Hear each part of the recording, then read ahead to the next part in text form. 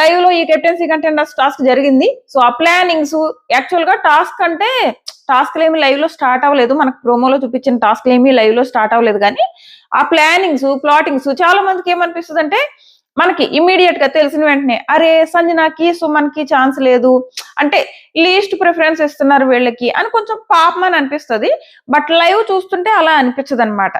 So అదే మాట్లాడుకుందాం అసలు ఏం జరిగింది. ఫస్ట్ నాకు కూడా విషయం తెలియగానే నాకు కూడా పాపం సంజన అని అనిపించింది.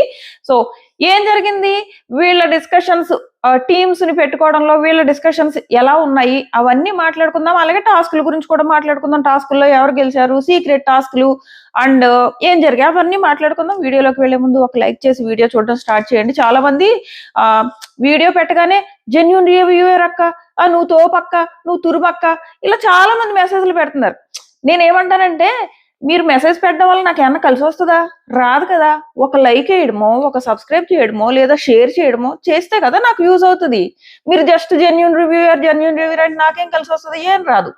అండ్ రెండు, వాళ్ళ విషయంలో స్టాండ్ తీసుకో, ఈ కంటెస్టెంట్ విషయంలో స్టాండ్ తీసుకో అంటున్నారు. ఓకే, నేను స్టాండ్ తీసుకుంటా, నాకేం కలిసి వస్తుంది? ఇప్పుడు నేను ఎవరి దగ్గర ఏ డబ్బులు తీసుకోను కదా, అది తెలుసు. ఈవెన్ నేను యూట్యూబ్ లో ఏదో ఉంటది కదా మెంబర్షిప్, అది కూడా జాయిన్ అవ్వను. అండ్ ఇన్స్టాగ్రామ్ లో కూడా సబ్స్క్రైబ్ ఆప్షన్ ఉంటది, నేను పెట్టుకోను. సబ్స్క్రైబ్ ఆప్షన్ యూజ్ చేయను, మెంబర్షిప్ ఆప్షన్ యూజ్ చేయను. ఈవెన్ ఎవరైనా సూపర్ థ్యాంక్స్ లో డబ్బులు వేస్తున్నా కూడా నేను ఇమ్మీడియట్ ఎవరో ఒకళ్ళు వేస్తే వెంటనే ఆపేశాను, పొరపాటును కూడా ఈ పని చేయొద్దని. సో నేను ఇలా మీ నుంచి నేను అసలు ఒక్క పైసా కూడా ఎక్స్పెక్ట్ చేయను. నాకు ఏమైనా ఇస్తే యూట్యూబ్ ఇచ్చుకోవాలి, లేదా ఇన్స్టాగ్రామ్ ఇచ్చుకోవాలి. మీరు చేయాల్సిందల్లా నిజంగా మీకు నేను జెన్యూన్ అనిపిస్తే సబ్స్క్రైబ్ చేయడమో, లేదా మీ ఫ్రెండ్స్కి ఫ్యామిలీకి షేర్ చేయడమో చేయండి. ఆ స్టాండ్ తీసుకో అంటారు. ఎలా స్టాండ్ తీసుకుంటా? మీ నుంచి అన్న సపోర్ట్ వస్తుందా? నాకు రానప్పుడు ఎందుకు స్టాండ్ తీసుకుంటా? నేను అక్కడికి చాలా విషయాల్లో స్టాండ్ తీసుకుంటున్నా. కొంచెం సపోర్ట్ చేస్తే కొంచెం ఎంకరేజ్మెంట్ గా ఉంటుంది. సరే వీళ్ళు ఎంకరేజ్ చేస్తున్నారని అనిపిస్తుంది. మీరేమో ఎంకరేజ్ చేయరు. నాకు అనిపించింది నేను చెప్తాను ఉంటాను. చాలా విషయాల్లో డేరింగ్ గా స్టాండ్ తీసుకుంటా. ఈవెన్ తనూజ విషయంలో అంత నెగిటివ్ జరుగుతుంటే క్లియర్ స్టాండ్ తీసుకున్నానా లేదా? తీసుకున్నా కదా. కానీ ఎవరి నుంచి సపోర్ట్ వస్తుంది? రావట్లేదు. జస్ట్ ఏదో నాకున్న పేషెన్స్ తో రివ్యూ చేసుకుంటూ వెళ్ళిపోవాలనిపిస్తుంది ఇలాంటప్పుడే, ఇలాంటి సిచ్యువేషన్ లో. అంటే అప్పుడప్పుడైనా చెప్పుకోవాలి కదా నేనేం ఫీల్ అవుతున్నా, అందుకు చెప్పా. మీ ఇష్టం, సపోర్ట్ చేసుకుంటే చేసుకోండి, లేకపోతే చేయొద్దు. బట్ మీరు ఇలా జెన్యూన్ రివ్యూయరు, తోపు, తురుము ఇలా అన్నప్పుడు మీరు కనీసం అది చూపించాలి కదా మాటల్లో. జస్ట్ నాకు కామెంట్ పెడితే ఏమొస్తుంది? ఫస్ట్ సుత్తితో మొదలెట్టని ఏమనుకోకండి. రివ్యూలోకి వెళ్దాము. ఈ కెప్టెన్సీ కంటెండర్ టాస్క్ ఉంది కదా, ఈ టాస్క్ మొదలవగానే ఫస్ట్ తనూజ ఎత్తుతాదంట కాదు, లైవ్ లో చూసా తనూజ ఎత్తింది. మనం నిన్న ప్రోమో చూసాం కదా, దానికి కూడా కామెడీ ఏంటి చెప్పనా? కింద కామెంట్ సెక్షన్, బిగ్ బాస్ ముద్దు బిడ్డకే ఫస్ట్ ఫోన్ ఇచ్చాడు. ఏ రకంగా నెగిటివ్ చేస్తున్నారంటే వీళ్ళకి అర్థం కాని విషయం ఏంటంటే, బిగ్ బాస్ ముద్దు బిడ్డకే ఫస్ట్ ఫోన్ లిఫ్ట్ చేసే ఛాన్స్ ఇచ్చాడా? ఆమెకు దొరికింది ఫోను, వెళ్ళి లిఫ్ట్ చేసుకున్నది ఆమె. దానికి కూడా నెగిటివిటీ. వీళ్ళకి అర్థం కాని విషయం ఏంటంటే, టాప్ లో తనూజ దూసుకుపోతుంది. చుట్టుపక్కల కూడా ఎవరు లేరు. ఎందుకో తెలుసా? ఒకటి హౌస్ లో ఆమె చాలా బాగా గేమ్ ఆడుతుంది. ఆడట్లేదు అని బయట ఎంత నెగిటివ్ చేసినా గానీ ఆమె హౌస్ లో గేమ్ చాలా బాగా ఆడుతుంది. ఇదే నిజము. ఏ టాస్క్ నైనా ప్రాపర్ గా అర్థం చేసుకుంటుంది. ఒకవేళ అర్థం కాకపోతే వేరే వాళ్ళని అడిగి అర్థం అయ్యేలాగా చేసుకుని మరీ టాస్క్ ఆడుతుంది, ప్రాపర్ గా ఆడుతుంది. 100 మంది తన మీద పడుతున్నా, తనకి ఎంత ఏడుపు వచ్చినా ఆ టైంలో వాళ్ళకి గట్టిగా ఇచ్చి పడేస్తుంది. ఆ తర్వాత వెళ్ళి మూలం కూర్చొని ఏడుస్తుంది. ఏడుపు వచ్చినప్పుడు ఏడుస్తుంది, మరి ఆడరేంటి? అంతమంది కలిసి ఒకళ్ళ మీద పడిపోతుంటే ఏడుపు రాదా ఏంటి? రాదా? మీరు ఆలోచించండి. అంతమంది కలిసి మీ మీద పడితే మీకు ఏడుపు వస్తుంది రాదా? వస్తుంది కదా. ఆ టైంలో ఏడట్లేదు తను. ఈవెన్ రీతు కూడా అంతే. ఆ టైంలో ఏడరు వాళ్ళు ఫుల్ స్ట్రాంగ్ గా ఫైట్ చేసుకుంటారు. ఆ టైంలో ప్రాపర్ పాయింట్స్ పెట్టుకుంటారు, ఫైట్ చేసుకుంటారు. ఆ తర్వాత బాధ వస్తుంది, వెళ్ళి ఏడుస్తారు. అక్కడ ఏమీ ఆడలేదు కదా. నామినేషన్స్ చేసే టైంలో వీళ్ళు డిఫెండ్ చేసుకోకుండా ఏమి అక్కడ నిలబడి ఆడలేదు కదా. ఆడ చాటును కూర్చొని నాకు సపోర్ట్ చేయి అని ఏమీ ఆడలేదు కదా. ఇప్పుడు దివ్య ఉంది, ఎప్పుడు భరణి గారి దగ్గర కూర్చొని నేను నీకు అప్పుడు సపోర్ట్ చేశాను, నీకు తనూజయ్యే ఫస్ట్ ప్రయారిటీ, నేను సెకండ్ ప్రియారిటీ, ఇలాగా ప్రతిసారి ఈవిడ ఎవరో భరణి గారి దగ్గర కూర్చుని ఏడ్చేది. ఈమె నిన్న సపోర్ట్ కోసం అడుక్కుంటున్నావు అని చెప్పేసి చాలా మాట్లాడినది కదా తనూజని. ఆ ఏడుపు గురించి కూడా క్వశ్చన్ చేసింది. ఆమె ఎప్పుడు ఏడుస్తుంది అంటే, తను ఎలా అవుతుందంటే కెప్టెన్సీ టాస్క్ లో లాస్ట్ వరకు వచ్చి లాస్ట్ 2లో ఎలిమినేట్ అయిపోతుంది, కెప్టెన్ అవ్వట్లేదు. ఏడుపు వస్తుందా రాదా? వస్తుంది కదా. అలాంటి టైంలో ఏడుస్తుంది ఆమె. అంతేగాని నీలాగా బాణి గారి దగ్గర 24 గంటలు కూర్చుని నాకు ఫరక్ పడదు, నాకు అసలు కొంచెం కూడా ఫరక్ పడదు, కాకపోతే హెల్ప్ చేయలేదని దాన్ని అడుక్కోవడం అంటారా అనరా? దాన్ని ఏడుపు అంటారా అనరా? నువ్వు అక్కడ నువ్వేం చేస్తున్నావు భారణి గారి దగ్గర? నీకు సపోర్ట్ చేయకపోయినా ఫరక్ పడదు. కానీ నీకు తనూజ అంటే ప్రయారిటీ. నువ్వు సపోర్ట్ చేయలేదని బాధ అంతే. అది ఏడుపు కదా! నువ్వు ఒకళ్ళని అనేటప్పుడు నిన్ను నువ్వు చూసుకోవాలి. దీనికి మళ్ళీ బయట ఎలివేషన్స్ దివ్య ఉతిక ఆరేసేసింది తనూజ అని. మరి తనూజ ఎవరిని ఉతకలేదు. ఇక్కడ ఓన్లీ దివ్య తనూజని మాత్రమే ఉతిక ఆరేస్తుంది. ఎందుకంటే ఒక రకమైన కుళ్ళుతో. తనూజ అలా కాదు, హౌస్ మేట్స్ అందరినీ ఉతికారేస్తుంది. ఎవరు తన జోలికి వస్తున్నారో వాళ్ళందరినీ ఉతికారేస్తుంది. అందుకు విన్నింగ్ రేస్ లో ఉంది. దివ్య ఏమో నెగిటివ్ అయి కూర్చుంటుంది. ఎందుకు? తను ఓన్లీ తనూజ మీద నెగిటివ్ చేయడానికి ట్రై చేస్తుంది. ఈవెన్ నిన్న మిడ్ నైట్ టాక్స్ లో భారణి గారి దగ్గర కూర్చుని ఏం చెప్తుందో తెలుసా? మీరు నెగిటివ్ అయింది నా వల్ల కాదు, తనూజ వల్ల నెగిటివ్ అయ్యారు. తనూజ మిమ్మల్ని నెగిటివ్ గా పోర్ట్రే చేసిందని చెప్తుంది. ఒకళ్ళని అందరి దృష్టిలోనూ చెడు చేసేసే ప్రోగ్రామ్ అంటారు చూడు, దాన్ని ఒక కన్నింగ్ గేమ్ అంటారు.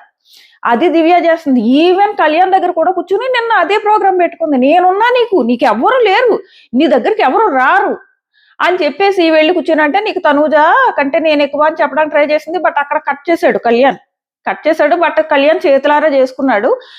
ఒక 2 weeks నుంచి తనూజాన్ని దూరం పెట్టుకుంటా వచ్చాడు. దానివల్ల కళ్యాణ్ గేమ్ మీద క్లియర్ ఎఫెక్ట్ పడింది. క్లియర్ ఎఫెక్ట్ పడింది కళ్యాణ్ గేమ్ మీద. ఎవరైతే తనూజాకి దూరం అవుతూ వస్తున్నారో వాళ్ళ గేమ్ కి వాళ్ళంతటా వాళ్ళే నెగిటివ్ అని కాదు, స్క్రీన్ స్పేస్ తగ్గిపోతుంది. ఇప్పుడు తనూజతో ఉంటుంటే ఇమ్ముకి చాలా కామెడీ వస్తుంది. దానివల్ల ఇమ్ముకి కూడా ప్లస్ అవుతుంది. ప్రతిసారి ఎవ్రీ వీక్ చూసుకోండి, కళ్యాణ్ తనూజతో ఉన్నప్పుడు చాలా ఎక్కువ స్క్రీన్ స్పేస్ వస్తుంది. వీళ్ళిద్దరు బాండ్ ఆడియన్స్ కి నచ్చడం వల్ల, వీళ్ళిద్దరూ మాట్లాడుకునే విధానం వల్ల వస్తుంది. అలాంటి తనూజాకి ఎవరో ఏదో చెప్పారని మారిపోయి ఇప్పుడు తనూజాకి దూరం అయిపోయాడా? ఇప్పుడు లైవ్ లో అసలు కనపడలేదు కళ్యాణ్. అప్పుడప్పుడు ఆ దివ్య దగ్గర కూర్చొని కనపడుతున్నాడు. నేను ఫస్ట్ నుంచి చెప్తానే ఉన్నాను, ఈ పిల్లోడు ఎవరి మాట వినకూడదు. ఇప్పుడు డెమాన రీతు ఉన్నారబ్బా, వాళ్ళు ఎవరు మాట పట్టించుకోరు. చాలా చాలా మంచి ఫ్రెండ్స్ వచ్చి కూడా చెప్పారు. సృష్టి కూడా వచ్చి చెప్పింది.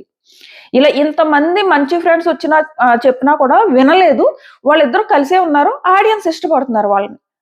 సో నేను ఫస్ట్ నుంచి ఎక్స్పెక్ట్ చేసింది కళ్యాణ్ అండ్ తనూజ వీళ్ళు బాండ్ని ఎవరో ఏదో చెప్పారని చెడగొట్టుకోకుండా ఉండాలి అంటే, ఎప్పుడైతే ఎలిమినేటెడ్ కంటెస్టెంట్స్ వచ్చేసి మాట్లాడారో ఓహో తనూజ చెడ్డదో ఇలాంటి ఫీలింగ్స్ పెట్టేసుకుని దూరం అయిపోవడం మొదలు పెట్టాడు. దానివల్ల ఏమైంది, ఇప్పుడు మనం ఆల్మోస్ట్ కనీసం ఒక గ్రూప్ లో ఆడడానికి కూడా వీళ్ళు ప్లానింగ్సే లేవు. ఈ రోజు అసలు స్క్రీన్ స్పేసే లేదు కళ్యాణ్కి. చేతులారా చేసుకుంటున్నాడు ఆ పిల్లోడు అని నాకు అనిపించింది. టాస్క్ లో ఏమైందంటే టీమ్స్ భరణి గారి టీంలో రీతు నిఖిల్ ఫస్ట్ ఉన్నారు. అండ్ వీళ్ళు ఒక్కొక్క టీంలో ముగ్గురు ఉన్నారు. నాలుగో వాళ్ళు డెమాన్ ఫుల్ డిమాండ్ అబ్బా, ఫుల్ డిమాండ్ ఈ పిల్లోడికి. అందరూ వాళ్ళ టీంలో పెట్టుకోవాలి అని అనుకుంటున్నారు. ఈ పిల్లోడు కూడా తనకి ఉన్న డిమాండ్ని బట్టి ఎక్కువ ఎక్స్పెక్ట్ చేస్తున్నాడు అవతల టీం నుంచి. నాకు అనిపించింది మరీ ఎక్కువ ఎక్స్పెక్ట్ చేస్తున్నాడు అని అనిపించింది. అంటే ప్రతి టాస్క్ నాకే ఇవ్వాలి అన్నంత ఎక్స్పెక్ట్ చేస్తున్నాడు కాదు కదా, అందరికీ ఈక్వల్ ఛాన్స్ రావాలి. ఇప్పుడు భరణి గారి టీంలోకి డిమాండ్ వెళ్ళాడు అనుకో, భరణి గారి టీంలో నిఖిల్ అండ్ రీతు వీళ్ళిద్దరూ కూడా ఉన్నప్పుడు డిమాండ్ ని తీసుకుంటున్నారు అనుకో, అక్కడ నిఖిల్ కి కూడా ఛాన్స్ రావాలి కదా. నిఖిల్ కూడా వెరీ వెరీ స్ట్రాంగ్ ఫిజికల్ గా, సో తనకు కూడా ఛాన్స్ రావాలి కదా. సో డిమాండ్ వెళ్ళి ఇలా నేను ఒక టాస్క్ ఆడగలను అనుకుంటే నాకు ఛాన్స్ ఇవ్వండి, అప్పుడే నేను మీ దాంట్లోకి వస్తాను అంటే, సరే రీతు డెమాన్తో మాట్లాడి ఓకే ఫస్ట్ టాస్క్ నీకు ఇస్తాము అన్నట్టు మాట్లాడుతుంది రీతు చాలా బాగా ఆడుతుంది తెలుసా, చాలా బాగా ఆడుతుంది. ఎన్ని ప్లాటింగ్లు చేస్తుందంటే, ప్లాటింగ్లు పాజిటివ్ వే నెగిటివ్ వే ఉంటది. ఈ గ్రూప్స్ లో చేర్చుకోవడం అన్న ప్లానింగ్ ఉంది చూడు, అది పాజిటివ్ వే. అండ్ వేరే వాళ్ళ నుంచి మనకి ఎలాంటి నష్టం జరగకూడదు అని జాగ్రత్తలో డీల్స్ పెట్టుకుంటారు చూడు, అవి కూడా ప్లానింగ్స్ అనొచ్చు. ఆ ప్లానింగ్స్ అన్ని రీతు చాలా బాగా చేస్తుంది. అండ్ తన భరణి గారి టీంని ఎంచుకోవడానికి కూడా రీజన్ ఏంటంటే, భరణి గారి స్ట్రాంగ్ కంటెస్టెంట్, బట్ టాస్క్లు ఆడే సిచ్యువేషన్ లో లేరు ఆయన. ఖచ్చితంగా ఆయన దాంట్లో ఉన్న మిగిలిన ముగ్గురికి ఎక్కువ ఛాన్స్ వచ్చేది. అందుకు తను ప్రిఫర్ చేసింది, చాలా బాగా ప్లాన్ చేసుకుంటుంది. ఇటువైపు నుంచి తనూజ ప్లాన్ చేసుకుంటుంది, ఇంకో సైడ్ నుంచి ఇమ్ము ప్లాన్ చేస్తున్నారు. అండ్ సంజన పాపం ఎక్కడి నుంచో ఎటు వెళ్ళిపోయాను కదా ఏదో మాట్లాడదామని. సరే డెమాన్ గురించి మాట్లాడుతాను కదా, అప్పుడు నిఖిల్ ఏమంటాడంటే, నేను ఎలిమినేట్ అయిపోయే ఛాన్సెస్ చాలా ఎక్కువ, సో నేను కెప్టెన్సీ కంటెండర్ అవడం కోసం 100% ఇస్తాను, నేను కూడా చాలా స్ట్రాంగ్ కదా, సో ఓన్లీ డెమాన్కి ఇంపార్టెన్స్ ఇస్తే నాకు అన్యాయం జరుగుతుంది, ఇద్దరికి అంటే డెమాన్కి ఇవ్వద్దని అంటలేదు, ఇద్దరికి ఈక్వల్ ఛాన్సెస్ ఇచ్చుకుంటూ వెళ్దాం అన్నట్టు భరణి గారి ముందు తన పాయింట్ ఆఫ్ వ్యూ పెట్టాడు. లేదంటే నేను మీ టీంలో ఉండి వేస్ట్ కదా అన్నట్టు. సో భరణి గారు కూడా చాలా బాగా వాళ్ళ టీంని డీల్ చేసుకుంటూ ఫైనల్ గా డెమాన్ ని తన టీంలోకి వచ్చేలా చేసుకున్నారనమాట. మనం టాస్క్ చూసాం, డెమాన్ అండ్ నిఖిల్ కలిసి ఆడుతున్నారు కదా ప్రోమోలో, ఆ టాస్క్ చూసాం. ఆ టాస్క్ లో ఎవరు విన్ అయ్యారు అన్నది మీకు ఆల్రెడీ తెలుసు అనుకుంటా, దాని గురించి కూడా మాట్లాడుకుందాం. సో వీళ్ళ టీంలో భరణి గారు, డెమాన్, రీతు, నిఖిల్ వీళ్ళు ఈ టీంలో ఉన్నారు. రీతు ఫుల్ ప్లాన్స్ చేసుకుంది, ఇమ్ము టీం దగ్గరికి వెళ్ళింది. వాళ్ళ టీంని మేము మీ జోలికి రాము, మీరు మా జోలికి రావద్దు. ఏ టైంలో అంటే ఇలా ఒక టీంలోంచి ఒక పర్సన్ ని తీసేయాలి అంటే మీరు మా జోలికి రావద్దు, మేము మీ జోలికి రాము అని చెప్పేసి పెట్టుకుంటది. అండ్ మళ్ళీ భరణి గారి దగ్గరికి వెళ్తుంది. వెళ్ళి భరణి గారిని అంటది, దివ్య వాళ్ళ టీంను కూడా మీరు వెళ్ళి అడగండి, బట్ నేను ఆల్రెడీ ఇమ్ము టీంని అడిగానని చెప్పొద్దు, వాళ్ళు మన జోలికి రావద్దు, మేము మీ జోలికి రాము అని చెప్పి అడగండి, వాళ్ళు ఏమంటారో వినండి అని చెప్పేసి భరణి గారిని పంపుతుంది. దివ్య టీంలో ఎవరెవరు ఉన్నారంటే దివ్య, కళ్యాణ్, సాయి వీళ్ళ ముగ్గురు ఫస్ట్ ఉన్నారు. సుమన్ అండ్ సంజన గారు లీస్ట్ ప్రిఫరెన్స్. ఆ లీస్ట్ ప్రిఫరెన్స్ లో సంజన గారు కొంచెం, సుమన్ కొంచెం పైన, సంజన ఇంకా లీస్ట్ ప్రిఫరెన్స్ అనమాట. అది ఆ టైంకి సుమన్ గారిని ఇంకా ఎవరు తీసుకోలేదు లైవ్ లో. సో భరణి గారు సరే అయితే నేను అడుగుతాను అని చెప్పేసి దివ్య దగ్గరికి వెళ్ళి, ఒకవేళ ఇలా ఎవరినైనా తీసే ఛాన్స్ ఉంటే మమ్మల్ని తీయకుండా ఉంటావా అని అడిగితే తనంటది, మీరు ఫస్ట్ రౌండ్ ఎలా అంటారు, సెకండ్ రౌండ్ మీకు ఛాన్స్ వస్తే మమ్మల్ని తీసేస్తారు కదా అంటది. కనీసం ఫస్ట్ రౌండ్ అయినా సేవ్ అవుతావు కదమ్మా, మిమ్మల్ని మీరు ప్రూవ్ చేసుకునే ఛాన్స్ ఉంటది కదా. అక్కడి వరకు ఆలోచించకుండా భరణి గారికి కొంచెం యారగెంట్ గా ఆన్సర్స్ ఇచ్చుకుంటాను. ఓకే, ఇప్పుడు నేను మిమ్మల్ని సపోర్ట్ చేస్తాను అనుకో, ఫస్ట్ రౌండ్ లో మమ్మల్ని తీరు, కానీ సెకండ్ రౌండ్ లో పీకేస్తారుగా అంటే పీకకుండా ఎన్నాళ్ళని ఉంచుకుంటారు. నువ్వు కొంచెం ముందుకు వెళ్ళడం వరకు వాళ్ళు అడుగుతున్నారు, యువత వాళ్ళు యాక్సెప్ట్ చేశారు, మీరు యాక్సెప్ట్ చేయలేదు, పోయారు ఫస్ట్ రౌండ్ లో కళ్యాణ్ అవుట్. మీరు కూడా యాక్సెప్ట్ చేస్తుంటే ఏమో వాళ్ళు ఎలాంటి డెసిషన్ తీసుకుని ఉండేవారో. ఆ అప్రోచ్ అనే విధానము రీతు అండ్ ఇమ్ము టీంతో ఉన్నది దివ్య నుంచి రాలేదు. ఓకే చూద్దామనో ఇలా ఏమనకుండా కొంచెం యారగెంట్ గా, ఆల్రెడీ భరణి గారి టీంలో అంతంతమంది స్ట్రాంగ్ కంటెస్టెంట్స్ ఉన్నప్పుడు నువ్వు ఎలా ఉండాలి, అరే నాకు మంచి జరగాలంటే ఇదేదో మంచి డీలు, మనం వెళ్లకుండానే మన దగ్గరకు వచ్చింది, యాక్సెప్ట్ చేస్తే పోలా అని యాక్సెప్ట్ చేయాలి, తర్వాత చూసుకో ఏం జరుగుతుంది అన్నది. ఫస్ట్ అయితే యాక్సెప్ట్ చేయడం మానేసి ఫస్ట్ రౌండ్ లో మీరు మా జోలికి రాకపోవచ్చు, సెకండ్ టైంలో పీకేస్తారు కదా అన్నట్టు మాట్లాడింది. అందుకే వాళ్ళ టీంలోంచి వీళ్ళు పీకేశారు కళ్యాణ్ని. సో అది ఆ డీల్స్ చేసుకునే విధానం కూడా ఒక్కొక్కసారి మనం మాట్లాడే విధానం మీద కూడా ఆధారపడి ఉంటది. అది అవతల నుంచి రాలేదు, సో కళ్యాణ్ నష్టపోయాడు. నెక్స్ట్ వచ్చేసి సుమన్, మనం సంజన గారి గురించి మాట్లాడుకుందాం. సంజన గారు పాపం ఎవ్వరు లీస్ట్ ప్రిఫరెన్స్, సుమన్ తర్వాత సంజన గారి ప్రిఫరెన్స్. కానీ ఇక్కడ మనం హౌస్ లో కంటెస్టెంట్స్ ఎలా ఉన్నారో అన్నది కూడా ఆలోచించాలి. అంటే వాళ్ళని పక్కన పెట్టేశారా, వాళ్ళకి అన్యాయం చేశారా, ఈ రకంగా ఆలోచిస్తే హౌస్ మేట్స్ అలా ఆలోచించలేదు. వాళ్ళ గురించి, సంజన గారి గురించి కానీ సుమన్ గారి గురించి కానీ వాళ్ళకి తీసుకోలేనందుకు బాధ ఉంది. ఇప్పుడు భరణి గారు, సుమన్ వీళ్ళిద్దరూ ఫ్రెండ్స్ కదా, చాలా క్లోజ్ కదా. భరణి గారికి సుమన్ ని తీసుకోలేదన్న బాధ ఉంది. కానీ వీళ్ళ ప్రిఫరెన్స్ ఎలా ఉంటది, టాస్క్ లో విన్ అవ్వాలి, ముందుకు వెళ్ళాలి అన్నది ఉంటది కదా. ఆ రకంగా ఏం చేస్తారు, ఎవరు బలవంతులో వాళ్ళకే ఇంపార్టెన్స్ ఇచ్చుకుంటా పోతారు. సో అలాంటి సిచ్యువేషన్ వచ్చింది కాబట్టి బిగ్ బాస్ కూడా తన ఆట తను ఆడి సుమన్ కి సీక్రెట్ టాస్క్ ఇచ్చారు. సో అది అయితే ఇక్కడ ఏమైందంటే భరణి గారు ఒక మాట అంటారు సుమన్తో, నిన్ను తీసుకోలేకపోతున్నానేమో, కానీ నేను గనక గెలిచి కెప్టెన్సీ కంటెండర్స్ 5గురిని సెలెక్ట్ చేయమంటే, మేము 4 ఉన్నాం కదా, 5గురిని సెలెక్ట్ చేయమంటే నా ప్రిఫరెన్స్ నువ్వే, నిన్నే నేను కెప్టెన్సీ కంటెండర్ చేస్తా, ఇది నా మాట. చాలా బాగా అనిపించింది, చాలా అంటే చాలా బాగా అనిపించింది. ఆయన తీసుకోలేడబ్బా. ఇప్పుడు ఎలా ఉంటదంటే ఫ్రెండ్షిప్ కోసం ఒక గేమ్ ని పణంగా పెడితే మొత్తం వీళ్ళందరూ ఎలిమినేట్ అయి కూర్చుంటారు కదా. సో ఆలోచించాలి కదా. అలాగని ఆయన తప్పు కూడా లేదు, ఆయన 100% ఇస్తున్నారు. బట్ ఆయనే నిన్న టాస్క్ లో ఒప్పుకున్నారు, నేను వెళ్ళలేకపోయాను నా పర్సనాలిటీ వల్ల, లోపలికి నేను ఓన్ నామినేట్ అయిపోతానని సెల్ఫ్ నామినేట్ అయిపోయారు. సో కాబట్టి ఆయన్ని పక్కన పెట్టి తనకు కావాల్సిన వాళ్ళని తీసుకోవడం తప్పులేదు. అలాగని ఆయన వదలలేదు చూడు భరణి గారు, అది నాకు బాగా నచ్చింది. వదలకుండా నా ప్రిఫరెన్స్ నీకే, 5th ప్లేస్ మాత్రం నీదే, నేను గెలిచి కెప్టెన్సీ కంటెండర్. సూపర్ అనిపించింది, చాలా బాగా నచ్చారు. మరి ఇప్పుడు ఎమ్ము గురించి మాట్లాడుకోవాలి కదా. సంజన విషయంలో అక్కడ కూడా చాలా బాగా నచ్చాడు. సంజన అందరినీ అడుగుతుంది, ఏ టీంని వదలలేదు, కళ్యాణ్ని కూర్చోబెట్టుకుంది. నేను ఎవరో ఫస్ట్ నన్ను తీసుకుంటే వాళ్ళ టీంలోకి వచ్చేస్తా, 100% ఇస్తా, నమ్మకంగా ఉంటా అన్ని చెప్పింది, అన్ని టీమ్స్ కి చెప్పింది, అన్ని టీమ్స్ దగ్గరికి వచ్చి రిక్వెస్ట్ పెట్టుకుంది. బట్ ఎవరో కూడా తన లీస్ట్ ప్రిఫరెన్స్ తను పెట్టుకుంటే ఇలా ఓడిపోయే ఛాన్స్ ఉంది. సమ్ టైమ్స్ తను అనుకున్నది చేసేస్తుంది.